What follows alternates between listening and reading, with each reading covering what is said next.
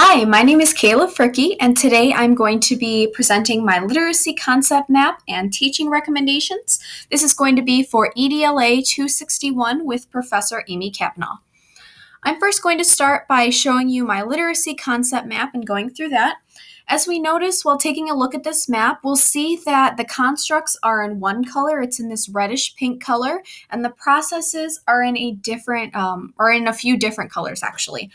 And I also would like to point out that while all the arrows are actually intertwined and connected with one another, the ones that I want to bring to your attention are writing, reading, and comprehension. Those I feel while working on it had the most arrows either going somewhere or pointing towards somewhere else or actually pointing towards the process or construct. So going through reading is in purple.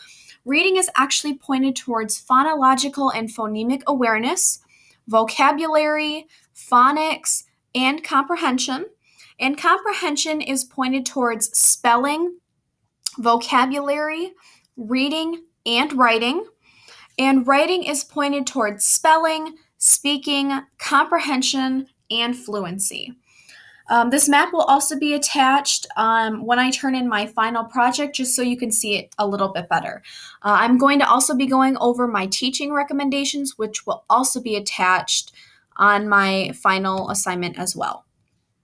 So going over reading instruction, a great way for students to comprehend a book or a long reading passage is to actually create an A through Z comprehension summary response. And this activity can be done individually, or students can do it with a partner or even with a small group. So each student will be handed a piece of paper that has the letters A through Z listed vertically. And I've actually attached a picture of this below. And students must actually find a fact from the book that corresponds with the given letter. So for example, if I was reading a story and the letter M stood out to me, so I found a fact that began with the letter M or had something of importance that, was with the letter M. So mine, I would write down a fact or something from the story. Mine would be M. Mary used oven mitts when taking something out of the oven. So for my next recommendation, which is writing instruction, a great way to actually teach this is to have students think about one of their favorite memories. And it could be a time when they went to Disney World in Florida, when they had a backyard family barbecue this summer in July, or even when they tried a new flavor of ice cream.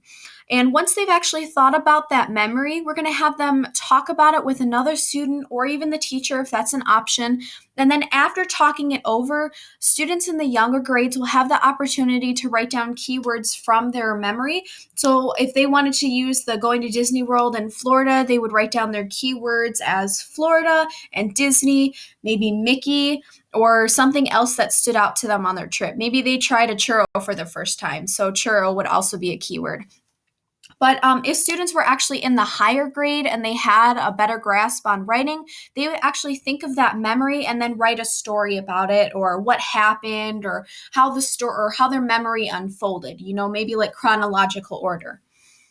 And for my last recommendation, it is building relationships with students. And this is something that we always hear is, it's very important to form relationships with students. You're spending so much time with them in the classroom that, you really should get to know them. And there are a lot of different ways that you could do this, but one way that I came up with was to actually play a get to know you board game. And this is when the teacher and each student gets a board game with questions on it, and everyone must go around the room and answer the question per the space that they're on. So once the question has been answered, students and the teacher will place a chip down until the game is actually done.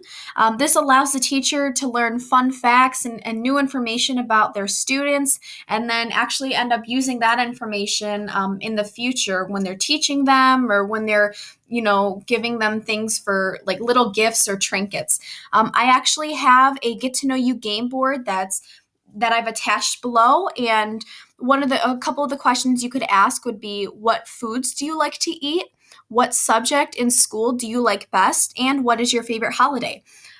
You also wouldn't have to play all 30 pieces again. I know if you have 30 kids in your classroom, that would be quite a lot, but just pick out a couple questions. Thank you for watching.